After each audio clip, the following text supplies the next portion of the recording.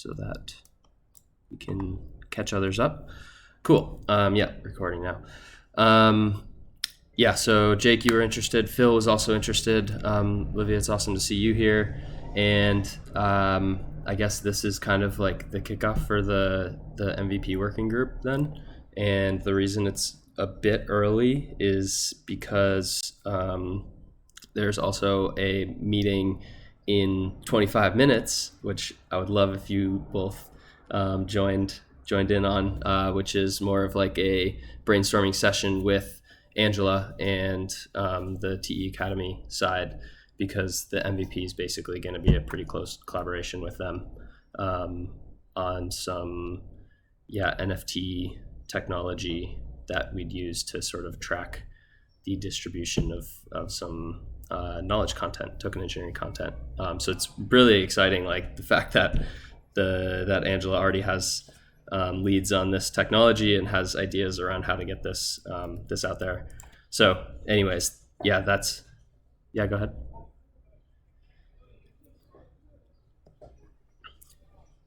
Yeah, exactly. So I can kind of, actually, I'll share my screen. Let's see, just go the whole thing. Cool. So, maybe this one. Yeah, so this is not the right meeting. And I guess just for like general organization stuff, I think you got this link, at least for this Notion, is in the labs channel. I'll post it again too.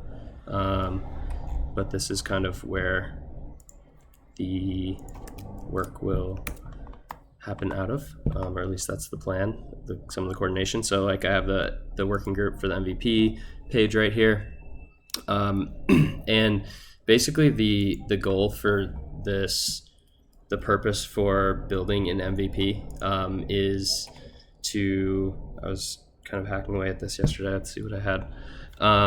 Oh yeah, this was the main point. Basically the goal for like for the MVP, I think I said NFT earlier, but the goal for the MVP is to get actual values flowing from services to knowledge creators. And if we think back to the stock and flow diagram that we had worked on in the ecosystem value flows course, the flow of values between the services side and the academic side of the token engineering field is really what like closes the loop and enables this sort of sustainable value flow across the ecosystem. So this is basically this MVP is kind of like a quick experiment, hopefully, into that value flow, so we can learn about it as quickly as we can. And yeah.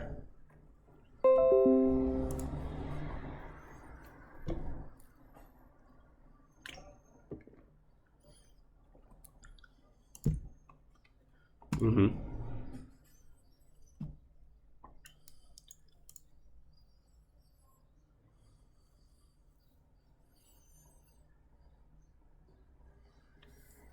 Mm-hmm.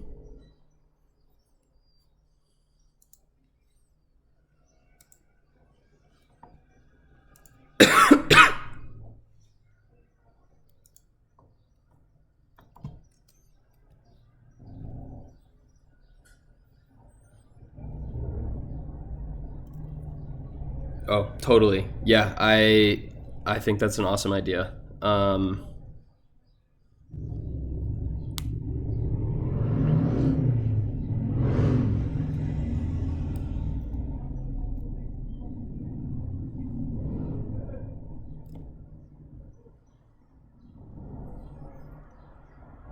Yep. Yeah, I think that's exactly like the type of interaction we'd want to encourage in the ecosystem, just because peer learning is so helpful in token engineering. So yeah, I love that idea. And yeah, I mean, in general, I think like the concept of an MVP or what we actually kind of create or work on in this working group could be a lot of different things. This whole like NFT collaboration with the TE Academy is just kind of the first initiative that's already, excuse me, man, that's already kind of in the works. So, yeah. Mm-hmm. Yeah. Have you actually heard of this? I am um, network project? Maybe not. Okay. Um, yeah, I hadn't heard of it either until Monday this week, but this is the project that Angela has been in touch with, and um, I think part of what we could do in the next few minutes too is just kind of take a look at this, but it's basically a protocol that's using NFTs to. This is the technology, the NFT technology. Oh man, my allergies are not so good today. Yeah, I have. That's crazy. I drink it like every couple words, and I still have this. Sorry about that.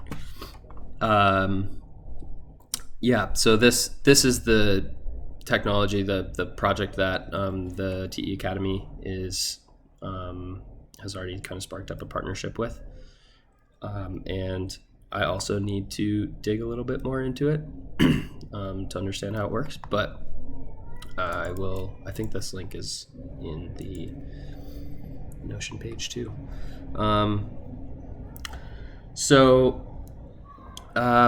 Yeah, so I guess in terms of what we would actually work on in getting an MVP, or like why we want to build an MVP of this ecosystem, does it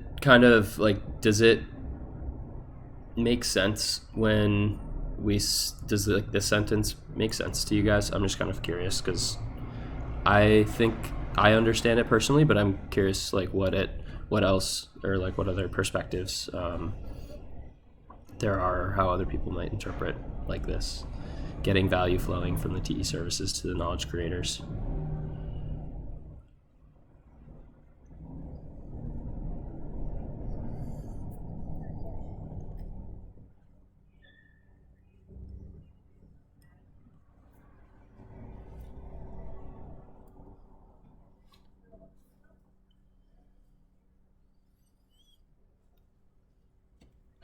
Mm-hmm.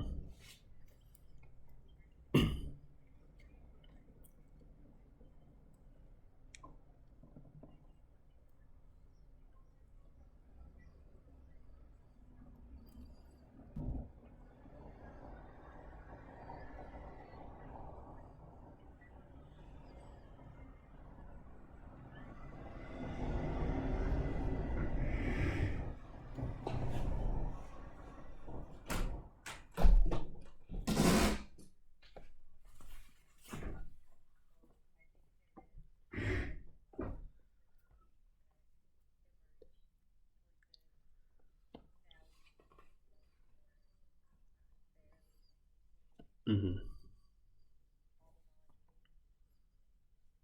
Cool. Yeah, I think it's really an important concept too, and almost one that certainly has to happen, or that it essentially has to happen if this ecosystem is successful, just because of the fact that it kind of closes that the value loop that we were talking about. So based on that, I think it's a perfect place to try and get something minimum viably up and running and pumping value. So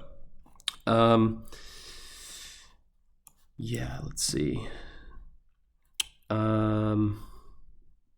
So I guess yeah, go ahead.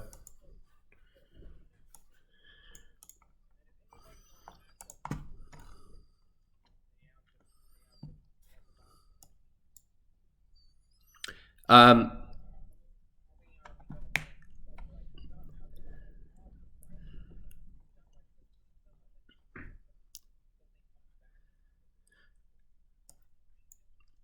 So the way that I understand this IAM protocol is that it more lays down similar to like breadcrumbs or cookies. I think in Web 2, it uses NFTs to track modifications or like adjustments to the content. So if somebody edits an article or appends an article or something, then it becomes a new version of the NFT.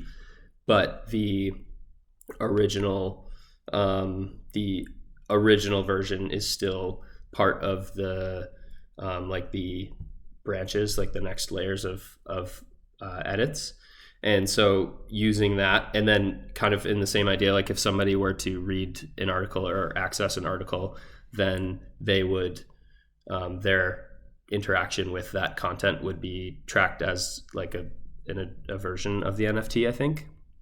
And then basically, as this content gets distributed across the network of token engineers, then it leaves behind sort of breadcrumbs of where it went and what changed at each instance. And the result is like plumbing. It's sort of the piping that you need to, it's the piping that you need to have if you want to then send value back down the chain to all of the contributors to that piece of content. And so, did that make sense? Cool. Yeah, exactly. Mm-hmm. And then there's other interesting aspects of it that I am not super clear on, like this MKT token is basically the universal, or it sounds like that is like the token of that's used in this protocol.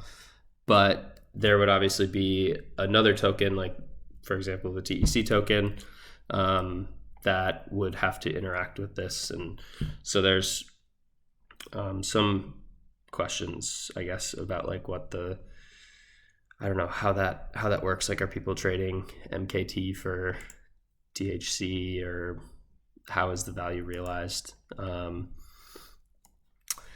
But yeah, this is exactly what the protocol does. Value should flow back to the creators so they can keep doing what they do best.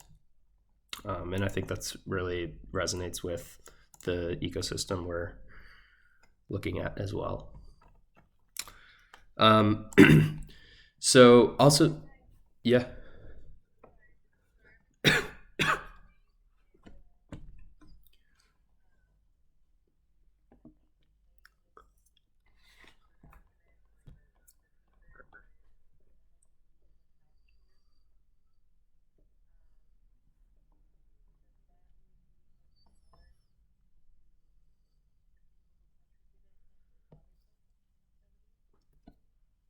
Yeah.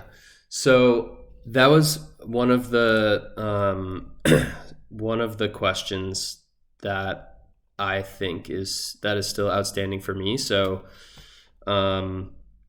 basically, you have the NFTs lay down the piping, and then what triggers value to flow through the piping, and how does that actually happen, and where is the value coming from? And it looks like, I don't know, let's see if we can tell from this diagram, but from another takeaway that I had from the conversation is that there's policies that are set for each NFT, and those policies are that's like the logic of value distribution. And then the value would basically come from some pool or some reserve, and which could be like the treasury, for example, the treasury of this ecosystem, and then it's kind of continuously, or it's every second or something, piping value back through these branches of knowledge in a way that's rewarding the creators of that knowledge, as long as the knowledge is still being used. So that's maybe one way that it works. The other way that I could think is like, as a token engineer, say you have verifiable credentials, which is another topic that I think is super interesting for this working group, is skill trees and verifiable credentials. And so say you have those things, kind of like a blockchain LinkedIn sort of. It says like what skills you have, and then when you complete work or you do services for clients and they pay you, then part of your compensation or part of your income is automatically distributed back to the knowledge branches that are related to the verified credentials you have. Which is really crazy to think that that's possible. But it'd be pretty cool. So do you guys have any thoughts on what would be needed for the minimum viable infrastructure, in order to like actually see value start to flow? These were just kind of the thoughts that a few thoughts that I had. So obviously you need some sort of income, you need the value that will eventually flow. So it could be income from services paid to a token engineer. You would need a token engineer's verifiable credentials. So what skills do they have? And then you need the piping, which is kind of what this NFT project does for us. So yeah, where did that knowledge come from? Who are the creators? And then we need some protocol or policies to automate the distribution of this income according to this knowledge through these pipes. That's kind of how I see it, but do you guys have, are there any like missing spots maybe? Or is this all pretty new, seem pretty new for you guys? Yeah.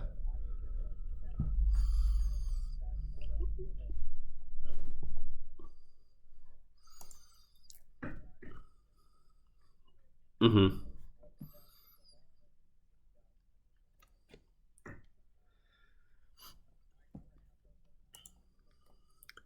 Cool. Yeah, go ahead. Oh, kind of losing you.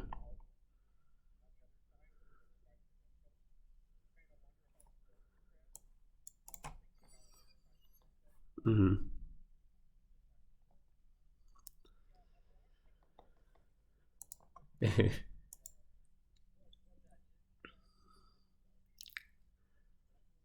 Mm-hmm.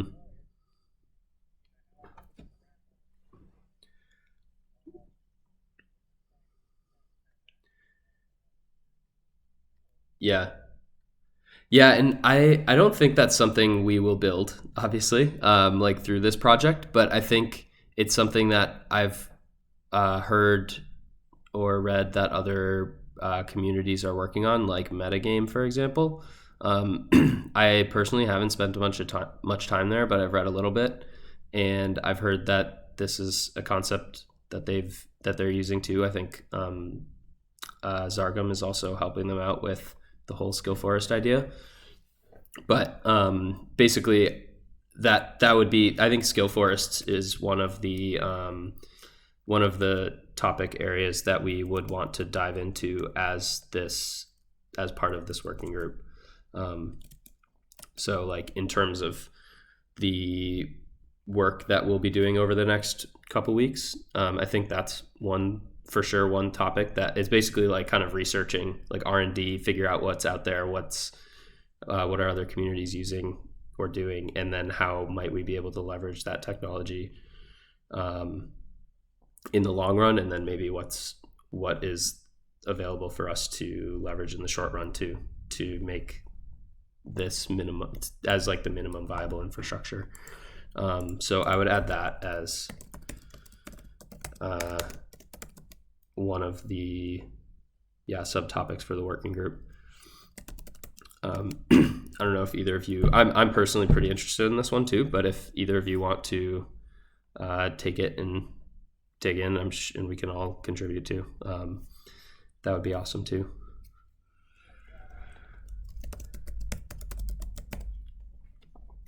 Cool. Sweet. And also on the IAMM, your comment about just understanding this more, I think that Angela has better answers to these questions, and we'll get to catch up with her in just a few minutes. So she will also probably be able to guide us a lot better on understanding what needs to be done here on this topic. But then, yeah, just another piece of context for that is the plan is to scope out the partnership between this ecosystem, the TE Academy, and the IMM team, and understand what work would need to be done, and ultimately write it up into a TEC proposal, and with the hope of the TEC funding this collaboration, because the IAMM network team would also have to devote some resources to building out the protocol for this use case, or adapting their protocol for this use case. So that's the plan for the next few weeks, is to get a proposal, hopefully, to that outlines the coordination with the IAMM team. And that's what the call in a few minutes is going to be about too. So yeah, it's really, yeah, go ahead.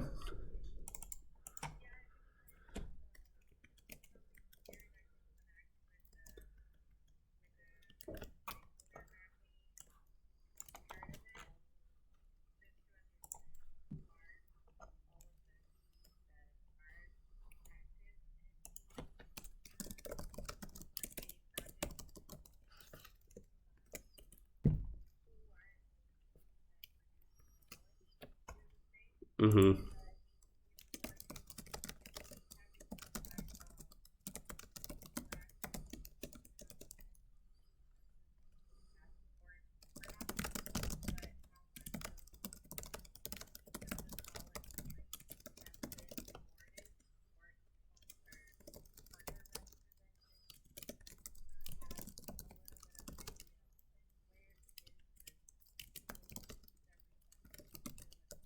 Mm-hmm.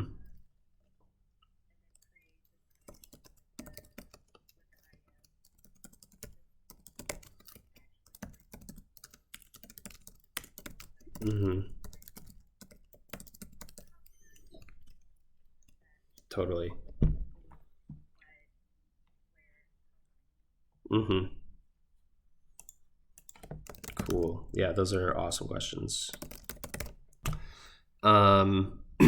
And I think these are questions that we should, that I think will probably come up in this next call, but that we should for sure bring up to Angela too, because I think this is the plan. It's like understanding who are the stakeholders that would be using this infrastructure, and then that would help inform how it needs to be built. And then, yeah, understanding the current state of things is also probably important. I like that point. Cool. Yep.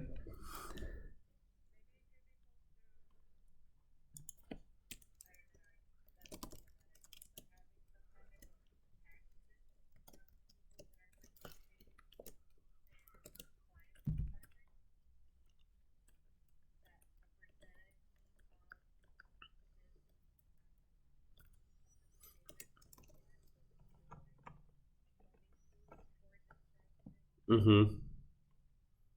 Yeah, I like that. So what are the MVP? What are the policies? Yeah.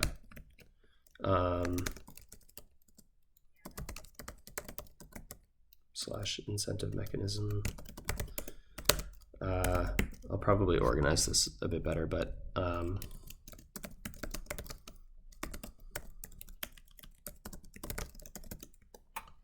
Cool. And this topic of policies, this should probably, we could probably just make this a page too, within this working doc, and then yeah, and then if that's something that anyone has ideas on, that would be a good place to dump them. And Livia, if you want to spend some time in there, that would be awesome. I'll make a page for it already. And add the first one.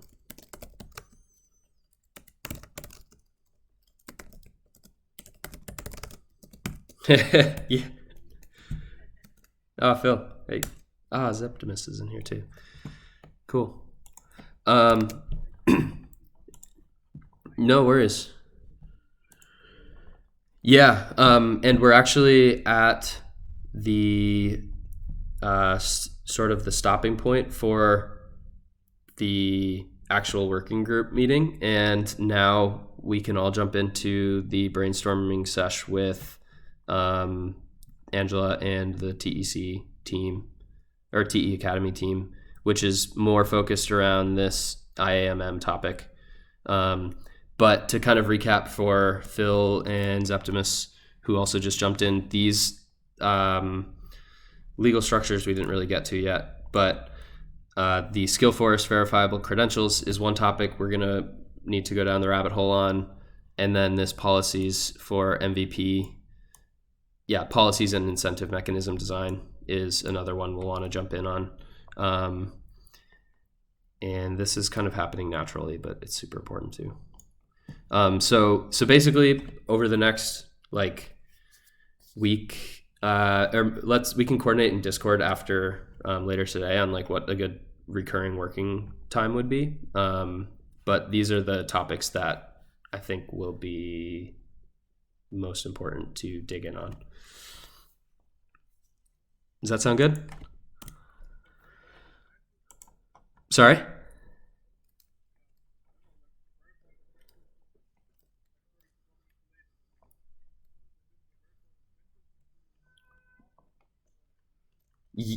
Yes, I would agree. And so I think the plan for these topics would be to understand them. I mean, come at it from a high level, and then whittle down to what's practical, and what's the minimum required infrastructure that we would need in order to actually get something off the ground and have value start flowing. Cool.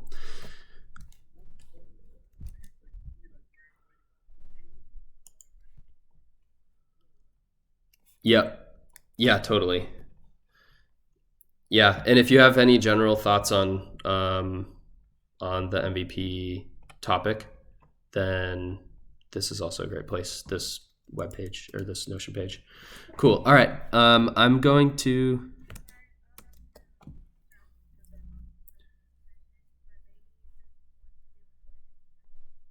Yeah, it is. It is for sure. And I see that Angela just joined us. Yeah, thanks, Livia.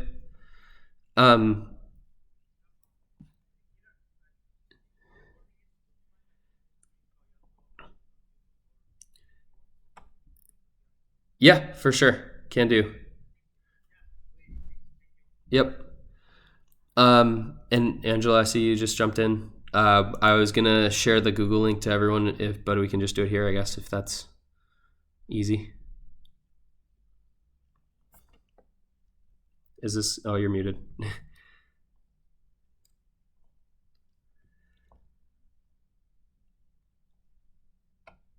Still muted. I think this is probably a fine place to do the meeting.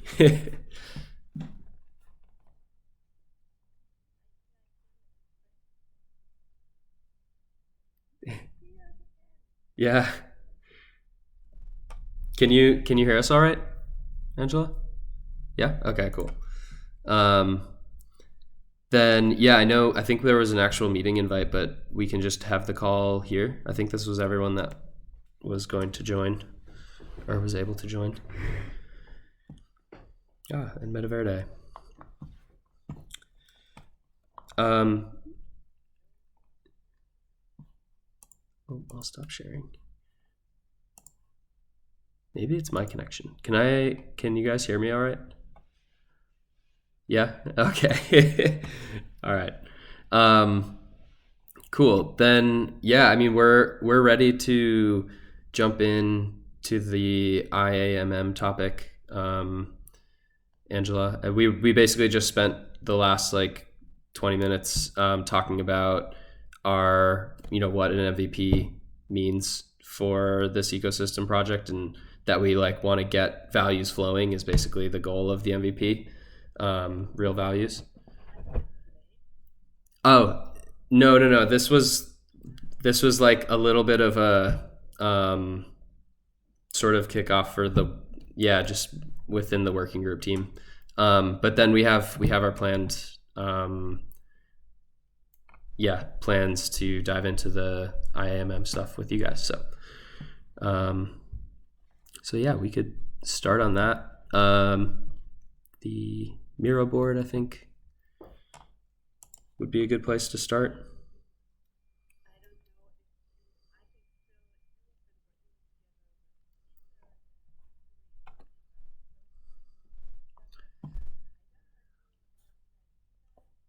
Yeah.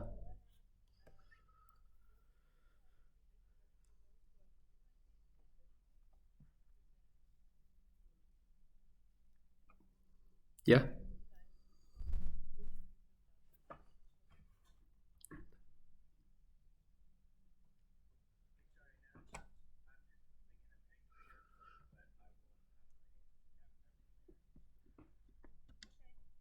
Cool.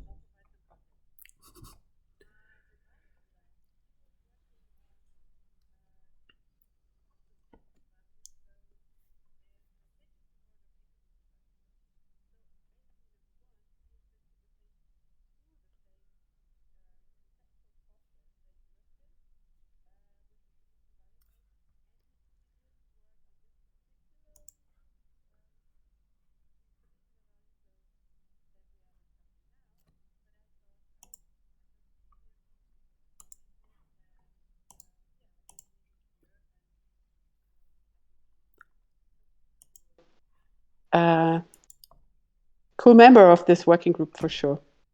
And that's why I was also say hi, Eli, because we haven't talked, I guess, for a year now, and it's cool to talk again as well with you all guys.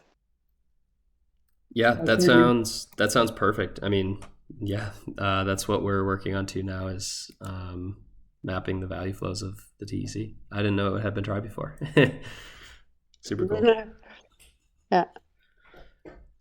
Yes. Should we provide some framing first on what's the goal of today, Peter? Yeah, I think so. I can start from our side, and then if you want to add anything in, that'd be good. Yeah. Cool.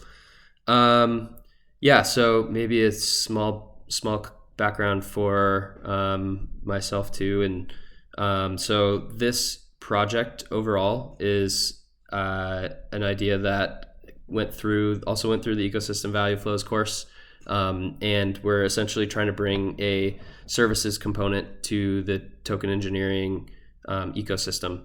And Phil was on the team. Phil was on the team, and there was 4 others, and we basically used the ecosystem value flows course to map out the stakeholders in the TE space and understand, starting with like a stock and flow diagram of where the value is kind of coming in from client work and where it could go into funding public goods and also contributing to academic content, and understanding sort of all the mechanisms or all of the value flows around bringing new TEs into the space, fulfilling the crazy high demand for token engineering services and all that stuff. And then from the course, the project is now continuing as kind of a few different working groups within the token engineering commons, and we're starting to organize out of the labs channel. And we'll see if it evolves into its own working group, essentially. But yeah, then for today we are focused mostly on the topic of building an MVP for this ecosystem, and specifically for the idea of enabling value flows from the services side of the ecosystem to the academic side of the ecosystem. Because and Angela has some really cool slides on this, so maybe this would be better for her. But basically, the knowledge creators create knowledge and distribute that through different channels in the TE Academy, for example. And ultimately, the students or the practicing token engineers are the ones who benefit from that knowledge because they actually are able to practice token engineering, and they earn income by practicing. And so one thing we want to work on is understanding if we can technically how it would be possible to sort of redistribute the value that is earned at the practicing side of the ecosystem back through this knowledge distribution network and piping. And there's a really cool project called IAMM. Angela's sharing screen. And there's this really cool project called IAMM NFTs, and they are working on this problem essentially, and trying to understand how we can track the distribution of knowledge in the form of digital content through a network. And so using NFTs to track changes in content, so if articles are updated or appended, or if videos are edited, and then understanding who's viewed those videos and how they were distributed through the network and who benefited from the knowledge, or who benefited with knowledge from consuming that content. And so that's what the project is at a high level. And then we want to essentially write up a TEC proposal that summarizes how the partnership with this IAMM team would look over the next couple months, maybe weeks to months, and what work would need to be done, how much time it would take, and what would be the final output and the value that it would add to the community. And then we would submit that proposal to the TEC and hope to be able to fund the partnership with IAMM.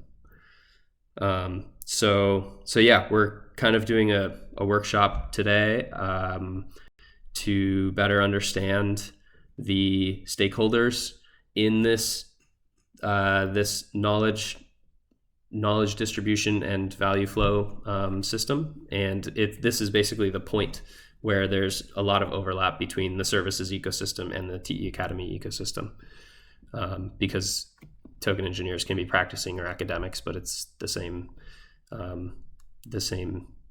sort of archetype or the same person potentially. So how did that go?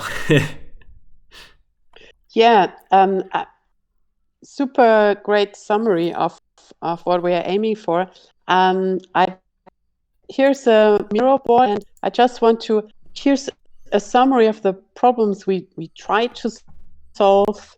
And it's mainly that this was something we touched on in our first call talking about this, that since this discipline is so young, there's still so much to learn that you can't, even if you have attended a course or if you have a background in engineering and then built on it with CAD, it's hard to claim, okay, I'm a complete token engineer today, right? So there's always so much to learn. So we imagine and envision a continuous, let's say, in the journey of a professional token engineer, there might be phases of learning and sharing learnings and learning together, collaboration, also co-research, and then applying it to a particular project, then go back to the community, invest your time again in further developing the tools, or also building on what you've experienced in a project. and enhancing our tool set and the templates, the mental models we have, and work for the common good, and then go back to the applied side and be hired again as a token engineer. So ideally, this is not like it is today, where you have to decide either you go to the industry sector and do consulting,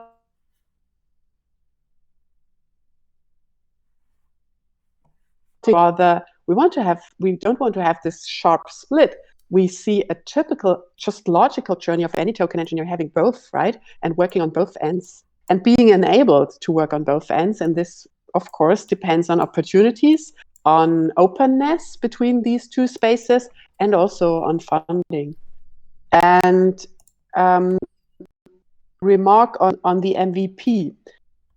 So this is what Peter just stated. We have students, as we envisioning the role of students, the learners in our ecosystem for the academy now. We need mentors or seniors and co-researchers to work on the advanced level and help students. We need people who are able to make knowledge accessible. These are the research and education facilitators. And we have these kind of knowledge domain patrons, the pioneers in this sector, like Sargam, like Trent McConaughey, like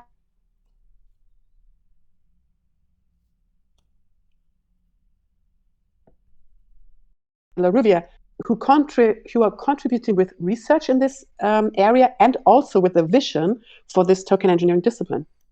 And if you look at the numbers, of course, then you see, okay, we have a lot of and scarce resources on the training education side.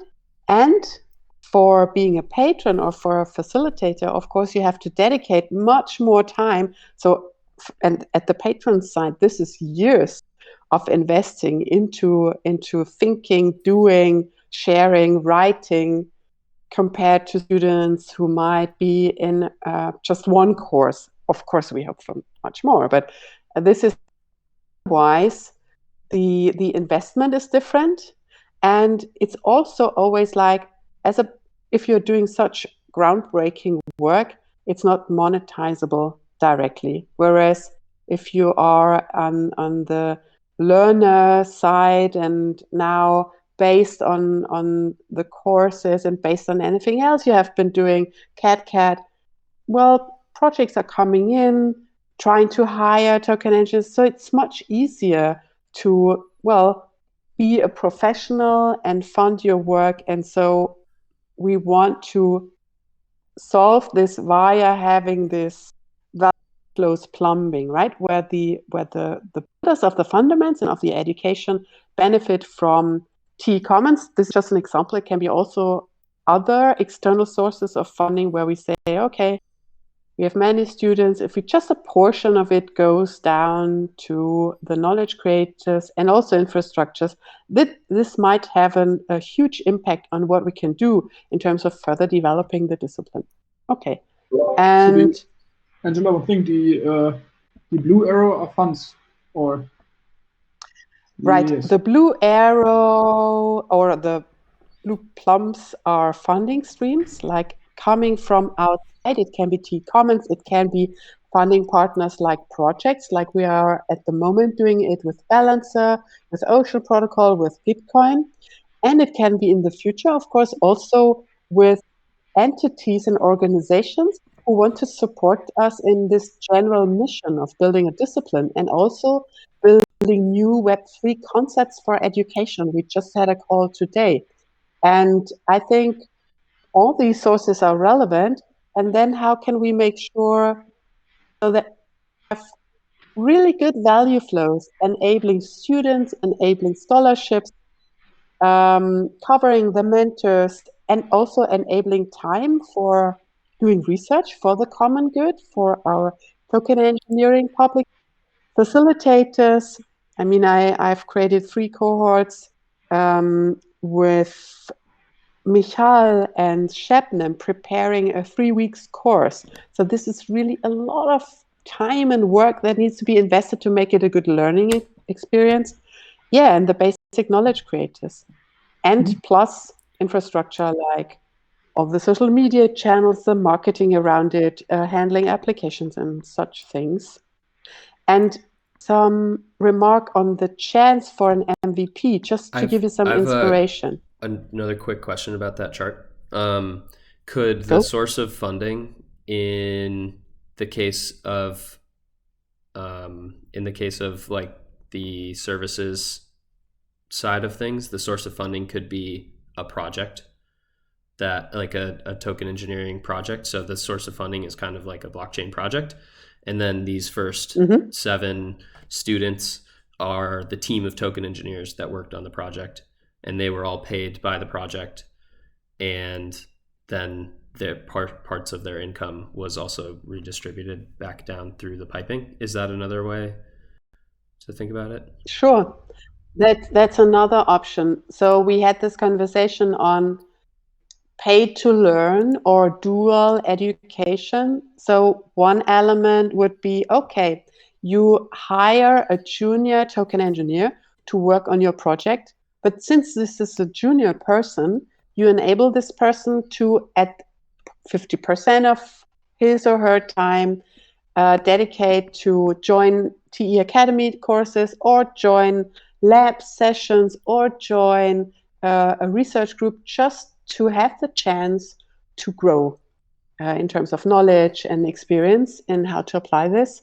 And of course, this is one element, so funding the students directly, and similarly fund the TE Academy educational offerings in total. And I think we need both, or perhaps we need both. Pay to learn is I'd say double-sided word, because in general, I would love to build on intrinsic motivation here as well. I don't have, at the moment, we are in the situation, I think we don't have to force anybody to learn token engineering. But yeah, sometimes you need to, secure, just cover, being able to cover living costs, or make it more attractive to join a particular project. Mm-hmm. So yeah, this might be definitely an option. Yeah, and in terms of the MVP. Also, could be kind of like in fraternity, what's it called? Student fraternity? Like where you get paid or you get like free services while you're a student, and when you're like working, you pay them for the students. This is also a potentially way of structuring this. Similarly, yeah. And I think this is pretty widespread in software development, isn't it? And yeah, it could be an option for token engineering as well. This is something I'd like to share before we start with the workshop. In terms of an MVP, so we are currently discussing offering TE Fundaments at TE Academy, meaning today we are running research groups that are dedicated to a very particular topic, or I'd even say that ecosystem value flows is already a masterclass, where you have a very steep learning curve in bringing together all these concepts and understanding all the whole universe of these new value flows. And what we are missing today is a more comprehensive picture of token engineering.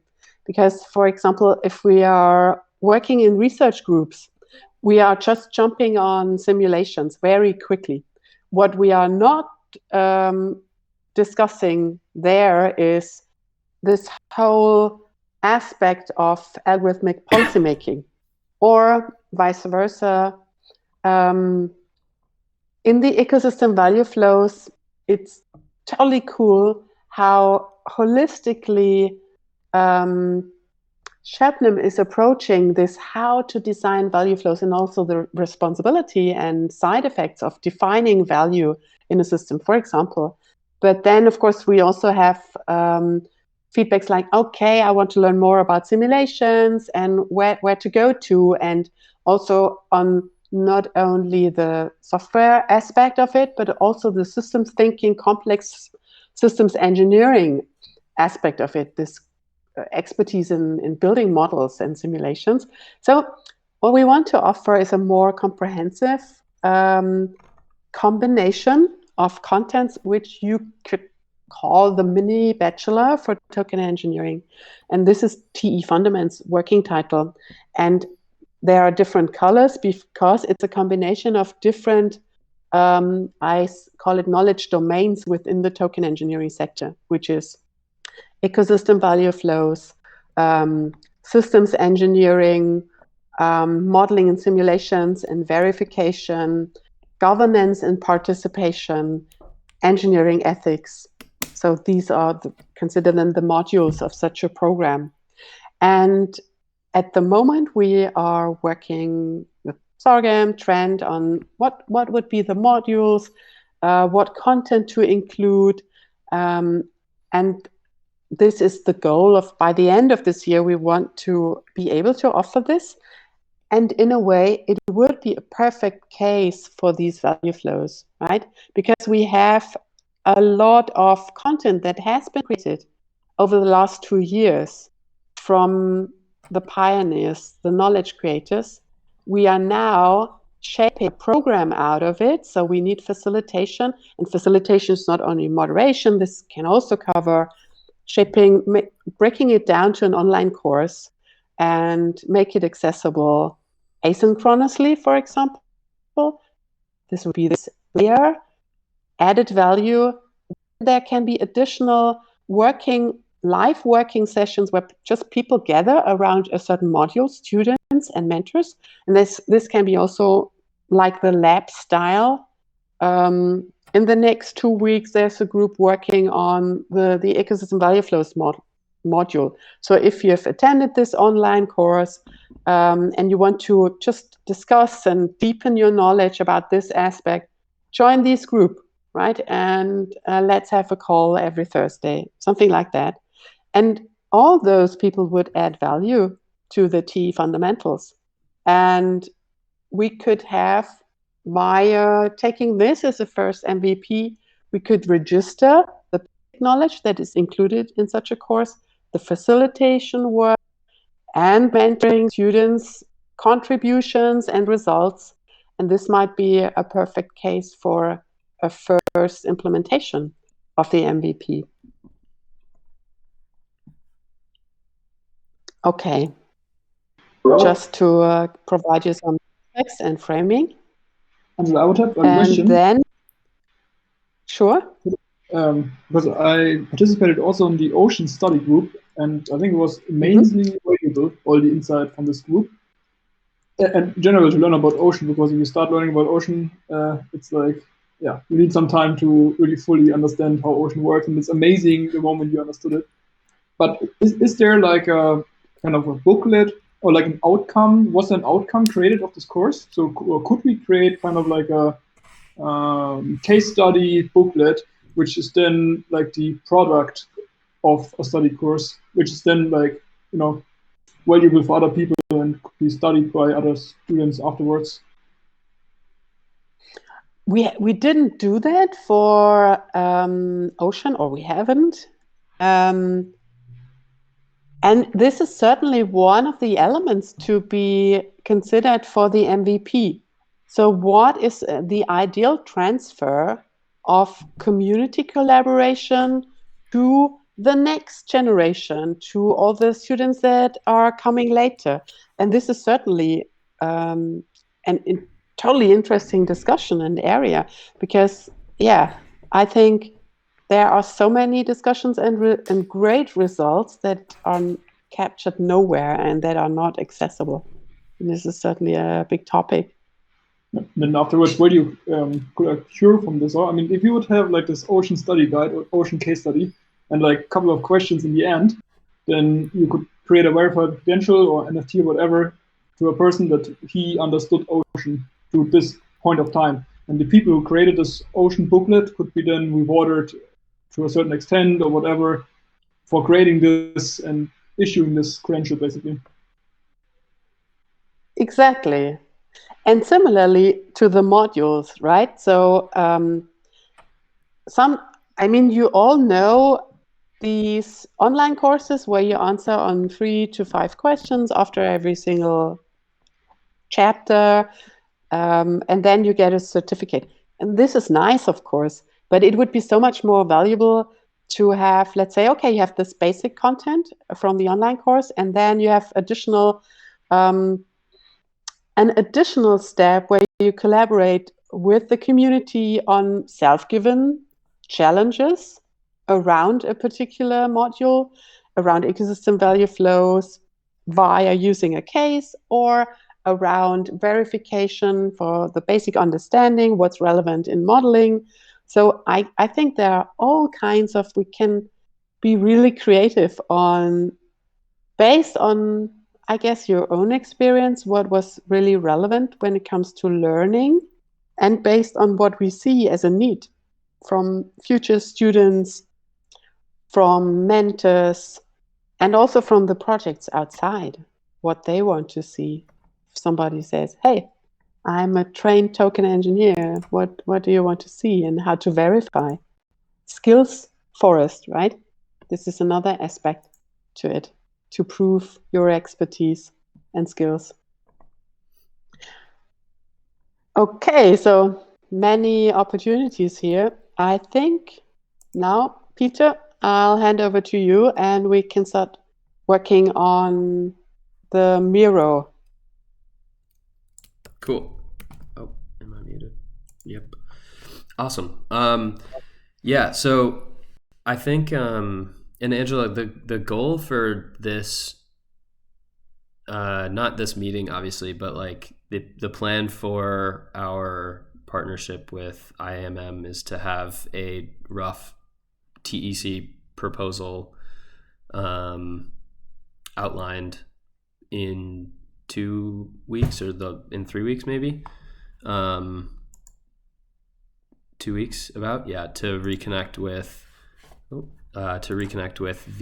with Tanner from that team, and Side note here, so what we need to have to make next steps with IAM is to have a good understanding what we want to build. This is not necessarily what IAM will be able to build. It's just most important is to have a good picture of what we are aiming for. And then next step is to discuss this with IAM, if this is suitable, if it makes sense to build this for them and also for us. So there might be an element where this breaks, where we just don't see how this is coming together nicely, or it might be also can be a conflict time-wise on their roadmap and what we want to achieve by the end of the year. So I see IAM as a great opportunity.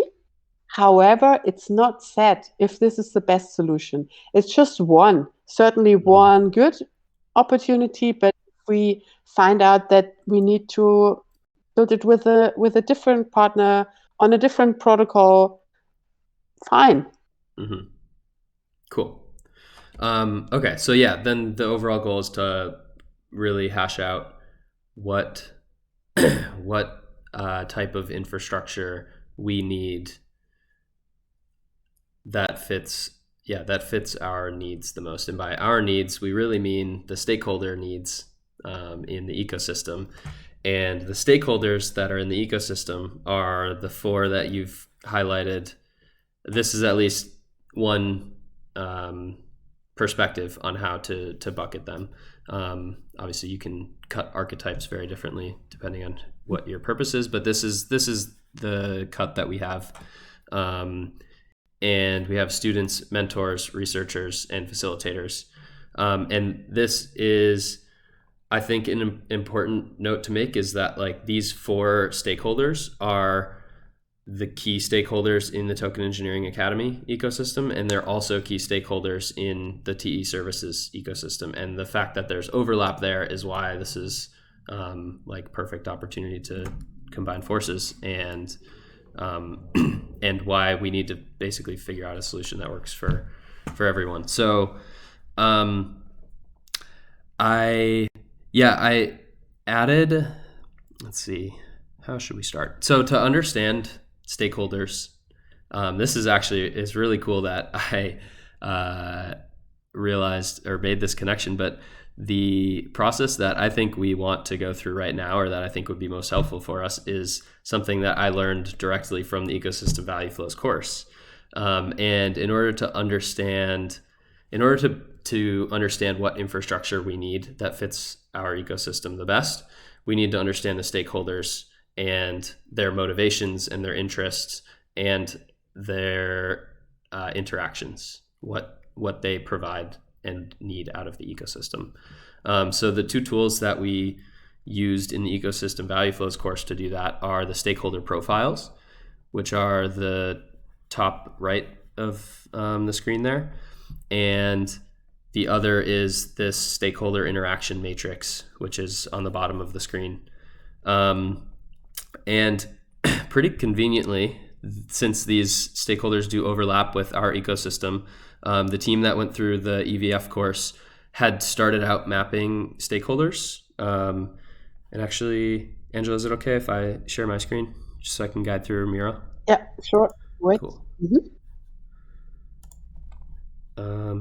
Also, please, anyone shout out questions or comments if you have them. Okay, can you see the Miro board now?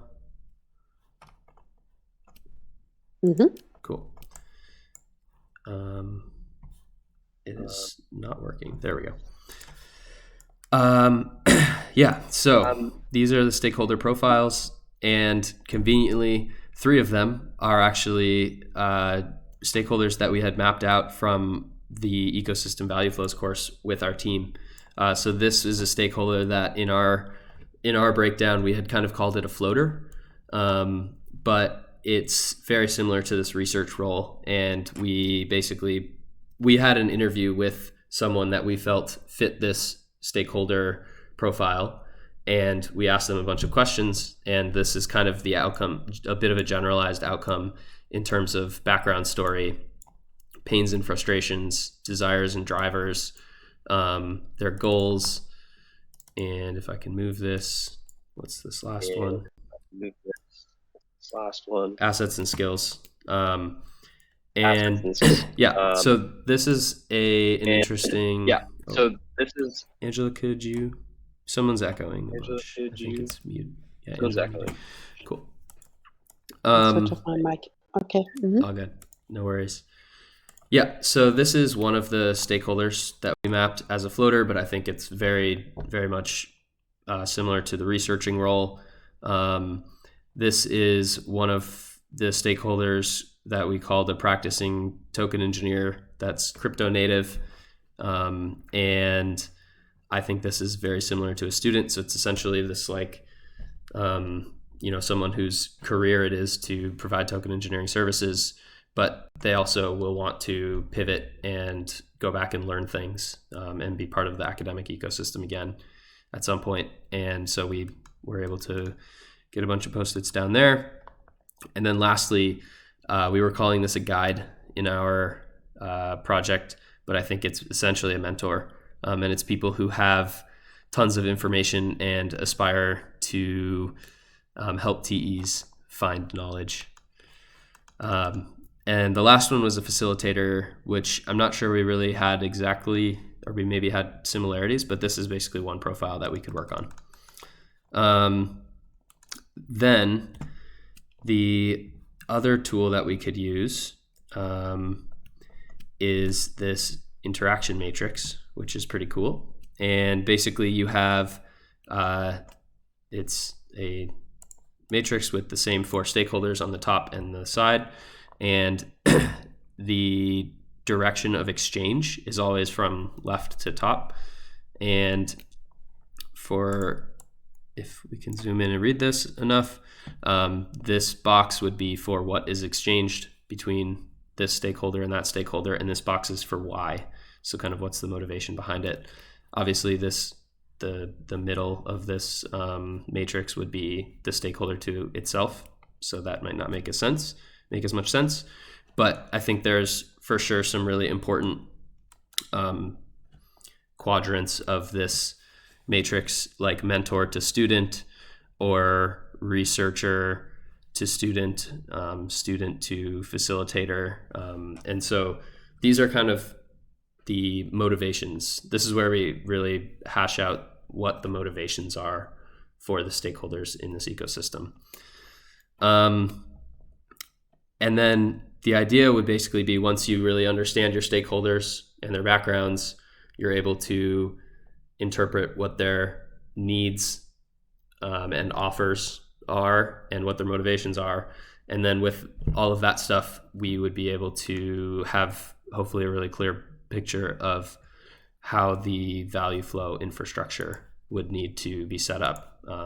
For example, who's expecting to get value out of their interactions versus who's maybe intrinsically doing this, or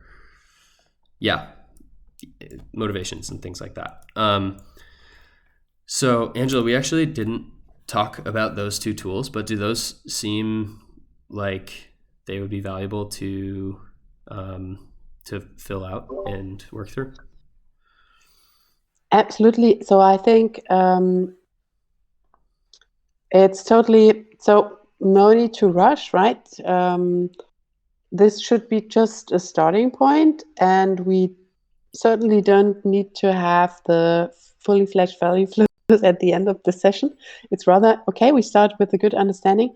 It's also good for the MVPs to understand the scope and then forget about the entire scope and MVP and concentrate on, okay, what are the stakeholders? What's their motivation? And then from that fundament, build on this understanding and step-by-step define value flows. And only then come up with the technical requirements and what protocol and what tokens and all these. So I think my first question would be, do you all have a good understanding of these stakeholders, or are there open questions or maybe comments?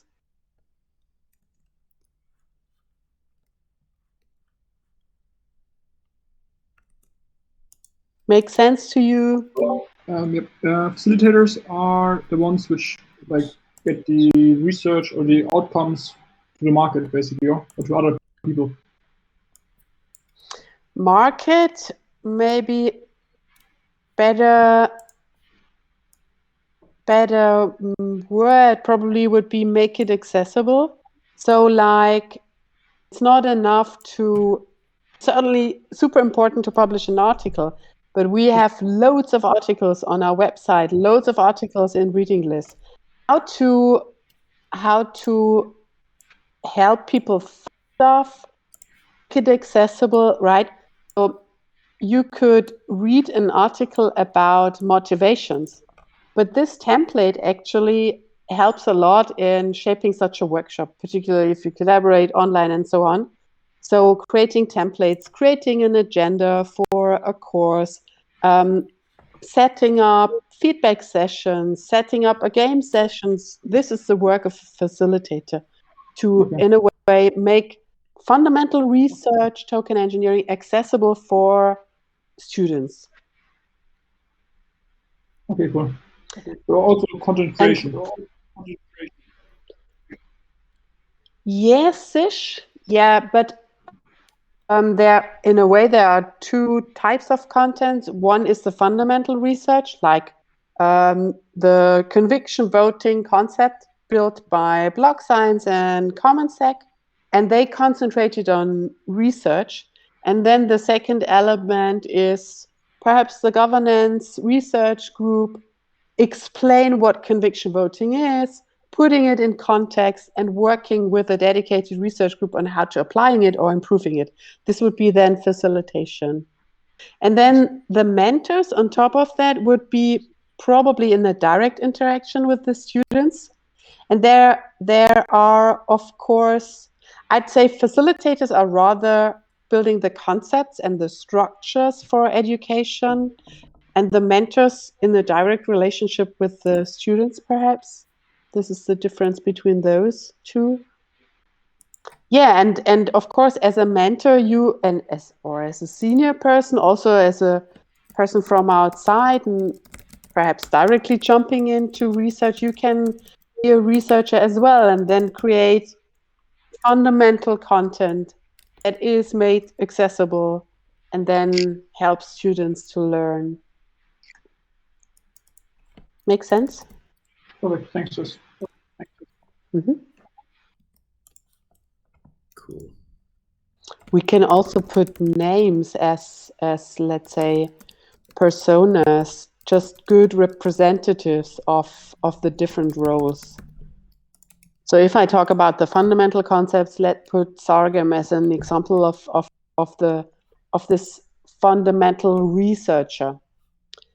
Then facilitator is Michal in ecosystem value flows. Right? He created all these templates and the structure and facilitated the sessions. Then mentors perhaps is Freddie for the games, holding a game session and demonstrating how this works and onboarding people to this concept of the board games as a tool for designing value flows.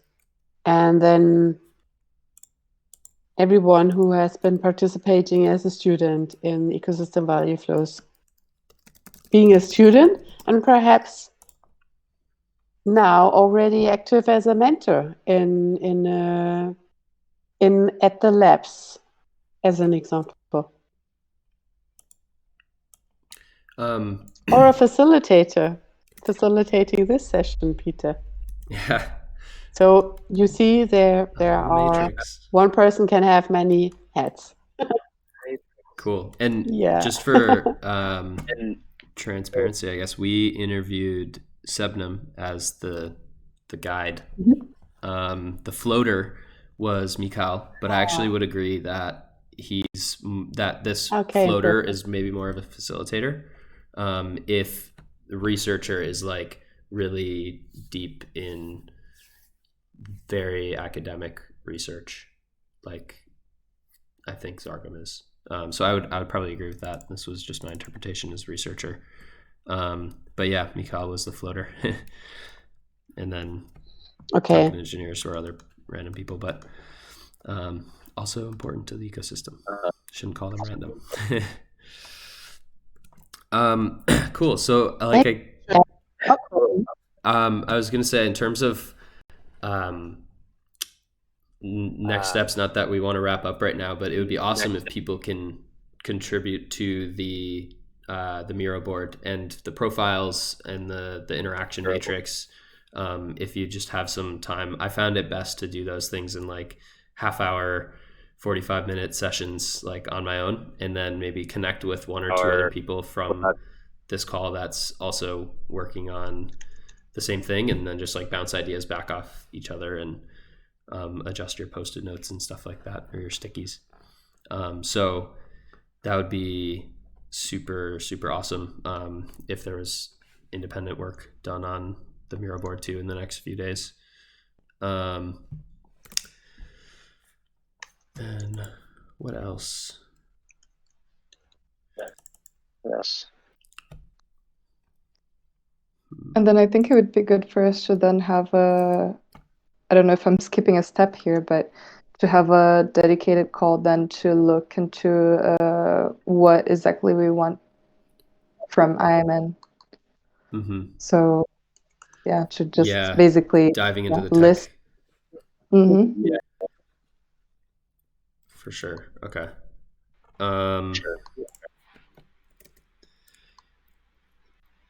I never heard about IMM. Is there like I'm the only one, or is it worth to give a little overview?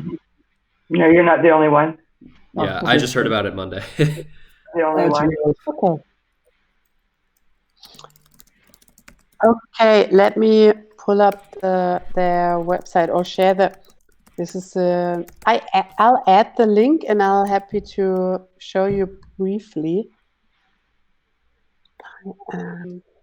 They have been called Pictosis. Actually, quick question before we jump into IMM. I can't remember their. How do you see Skill Forest and verified credentials fitting into the MVP?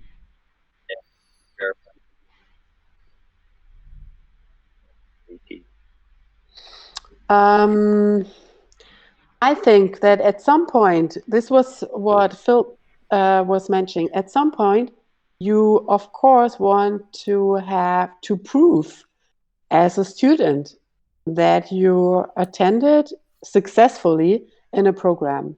Mhm. Or you want to prove as a co-researcher that you, and this is what we're actually already doing with kickback NFTs, that you have been participating in a certain research group, and we have even already different levels, NFT for pure participation or successful participation, and then for additionally for exceptional contributions. This is an entire topic, but how does that fit?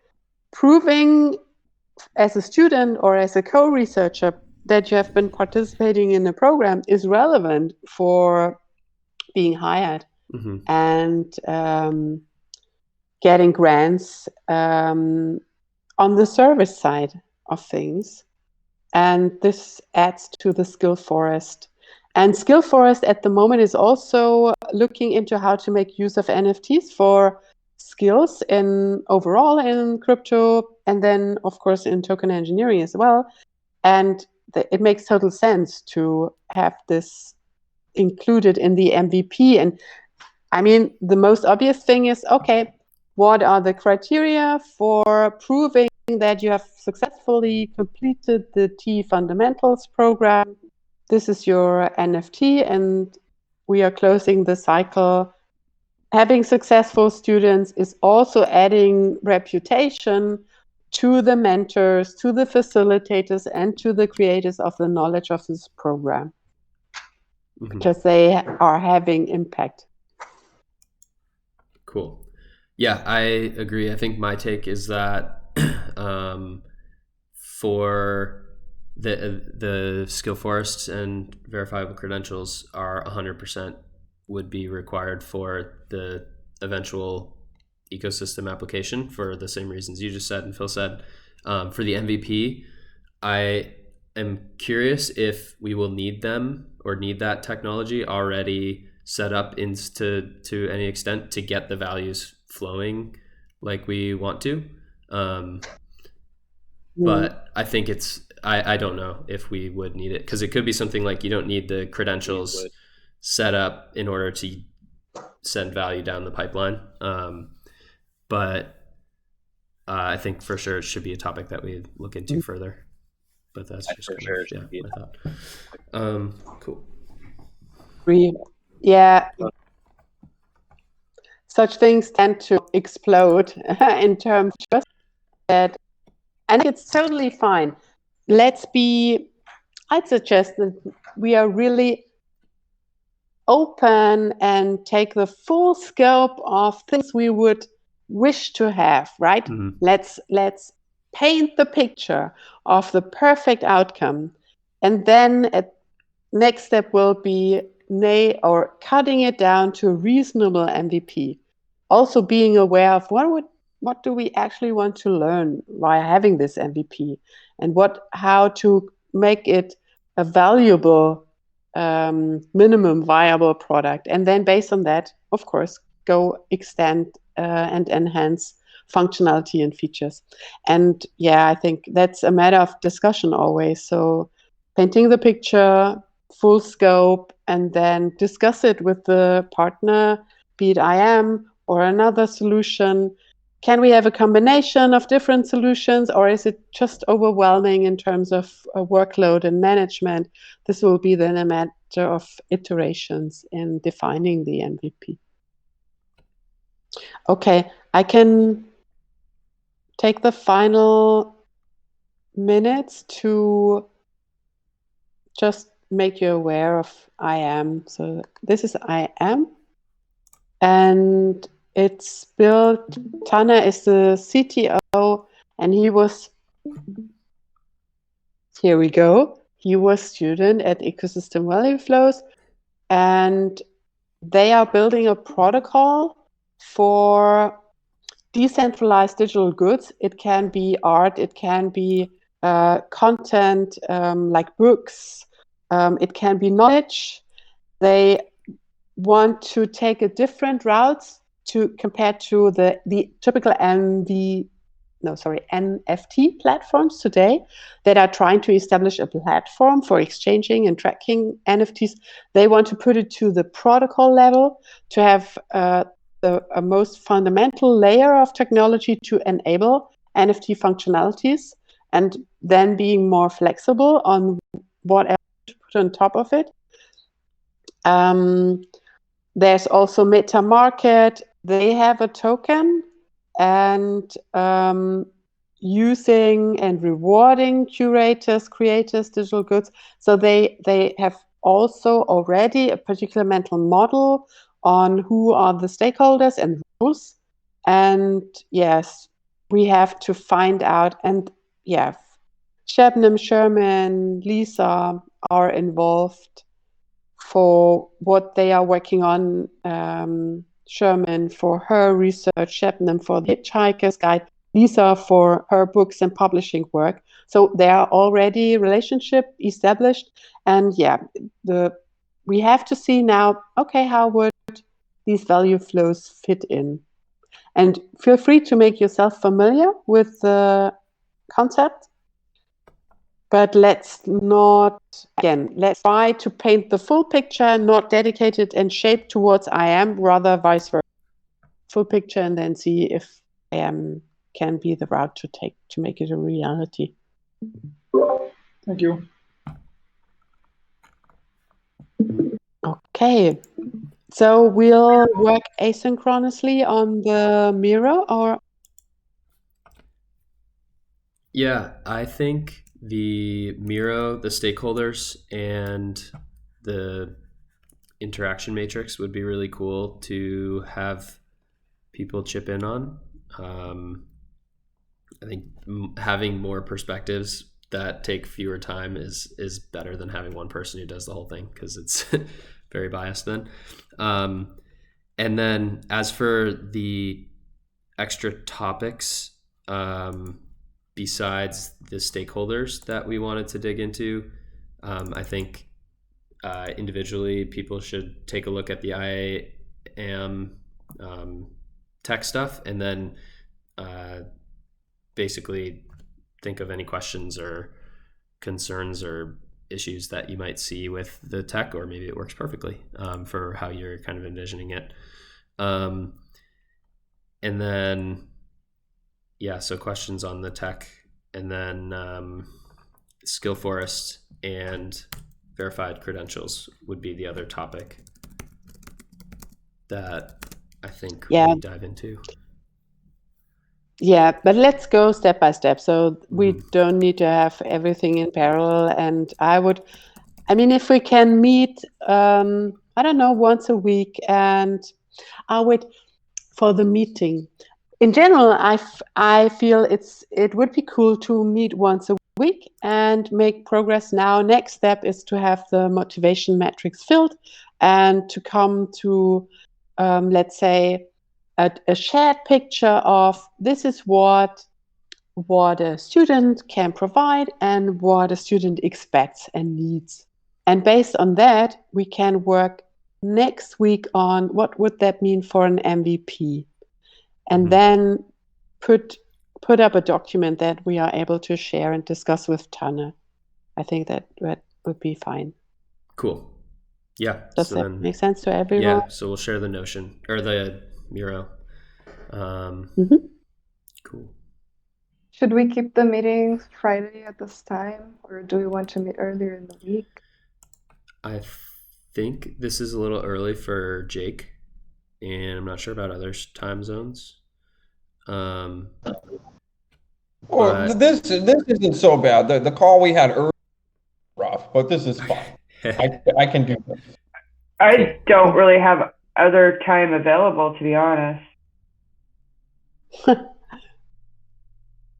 Good. So shall we just we all commit to taking a look at the or filling up the profile and doing our homework? Yeah, then. Phil, how does this work for your schedule? Friday, 3:00. What? Yeah, I think that's what time it was. Yeah. Yep. Yeah, I cannot promise. Depending on the Friday. Today is kind of not so much. Like from September on, yes. From the next month, depends. I would say. Okay. Will there always be recordings and things too to catch you up on if you can't make it for the whole thing? Okay. Then yeah, let's keep this time, and then we'll send the Miro link around. And yeah, I think that's good. The only other thing I'll probably do is like have on the Notion page, make a page for the other two topics, like the IAMM and Skill Forest, and then if anyone, no expectations yet for that part, those parts of it, but if you do want to go down the rabbit hole on either of those topics, then throw your questions or comments on each topic in the Notion page. So I'll share that too. Sweet. Okay. Then Thanks, everyone. yeah, thanks a ton for everyone joining. Yeah, awesome to have hands on deck. So cool. Yeah, thanks, guys. This is fun. I'll see you thank next you very Friday. much. See you next Awesome. Friday. Yep, Bye. see you next Have a Friday. nice Thank week. you. Bye, all.